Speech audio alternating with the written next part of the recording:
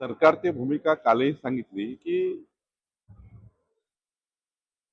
कुठल्याही समाजाचं आरक्षण कमी करून कुठल्याच समाजाला देणं काही योग्य नाही. ते ओबीसीचा काढा आणि मराठा समाजाला द्या, मराठा समाजाचं कमी करा, ओबीसीला द्या, हे जे सामाजिक सलोखा बिघडवण्याचं काम काही त्या ठिकाणी लोक करतायत किंवा संभ्रम तयार करतायत. खरं तर शासनाची भूमिका काय आहे की ज्या काही नोंदी कुठल्या तरी डॉक्युमेंटमध्ये कुणबी म्हणून दाखवल्या आहेत तेवढ्याच नोंदी ओबीसी मध्ये येऊ शकतात. ही शासनाची भूमिका आणि ही शासनाचा निर्णय असाच आहे. कुठलेही जर डॉक्युमेंट नसेल तर कुणी त्या ठिकाणी कुठल्या प्रवर्गात प्रवेश करू शकत नाही.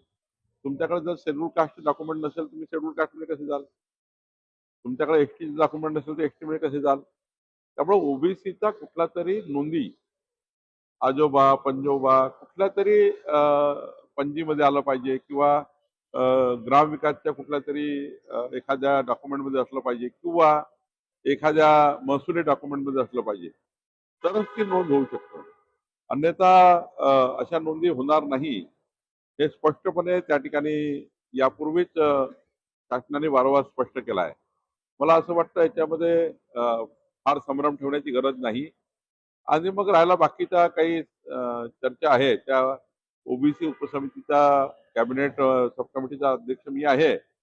माननीय भुजबळ साहेब, पंकजाताई, मी, आपले गुलाबराव पाटील आम्ही सर्व बसून दत्ता भरणेजी आम्ही सर्व मंत्रिमंडळातील अतुल सावेजी आणि मंत्रिमंडळातील सर्व 7 लोक या समितीमध्ये आहे. तर याचा जर काही संभ्रम असेल तर निश्चितपणे कॅबिनेट सब कमिटीची बैठक होईल. त्यामध्ये याबद्दलचा निर्णय किंवा याबद्दलची चर्चा आम्ही या ठिकाणी कॅबिनेट सब कमिटीमध्ये करू.